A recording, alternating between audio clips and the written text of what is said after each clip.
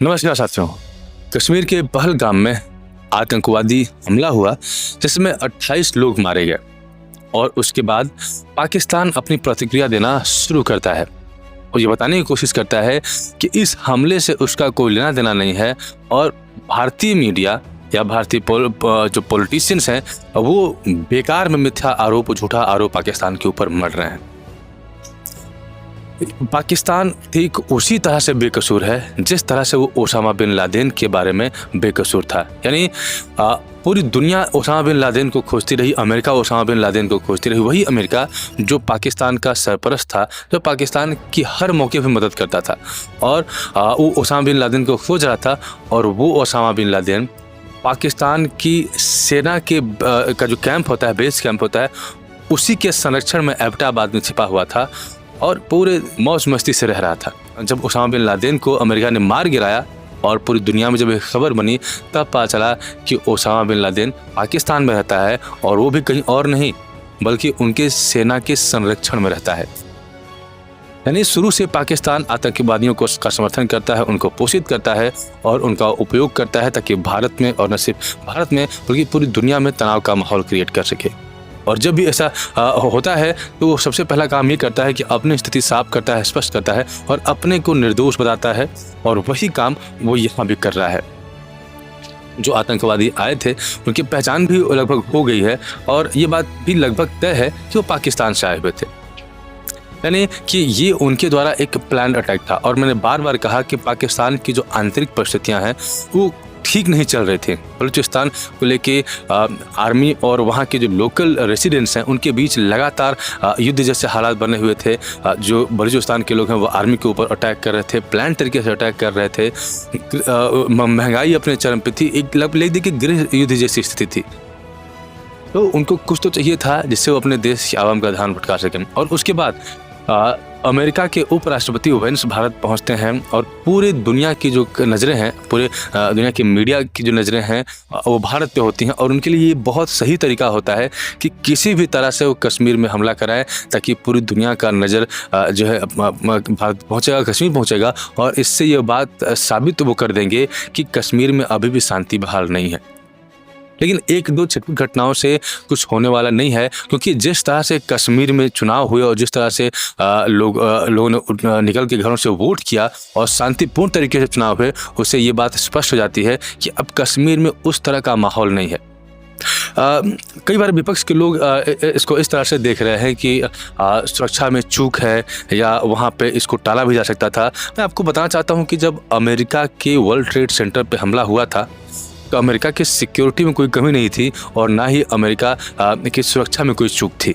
लेकिन जो आतंकवादी होते हैं, जो टेररिस्ट होते हैं, वो सिक्योरिटी लेयर को पढ़ते हैं, समझते हैं, लूप होल्स को जानने की कोशिश करते हैं, रिसर्च करते हैं और उसके बाद उस लूप होल का इस्तेमाल करके वो अटैक करते हैं। कश्मीर की अगर बात करेंगे तो वहाँ पे बड़ी मात्रा में सैलानी आते हैं, वहाँ के भी नागरिक हैं।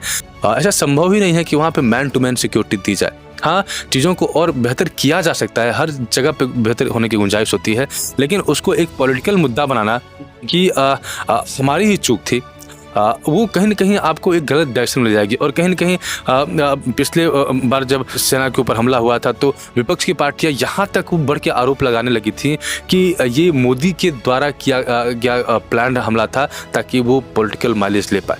तो इस चीज़ से जो विपक्ष की पार्टियां हैं उनको बचना पड़ेगा और इसकी गंभीरता को समझते हुए एक मत होकर आतंकवाद के खिलाफ अपने सुर को मजबूत करना होगा। और आपको बताना चाहूँगा कि सिंधु जल समझौता तोड़ दिया गया है।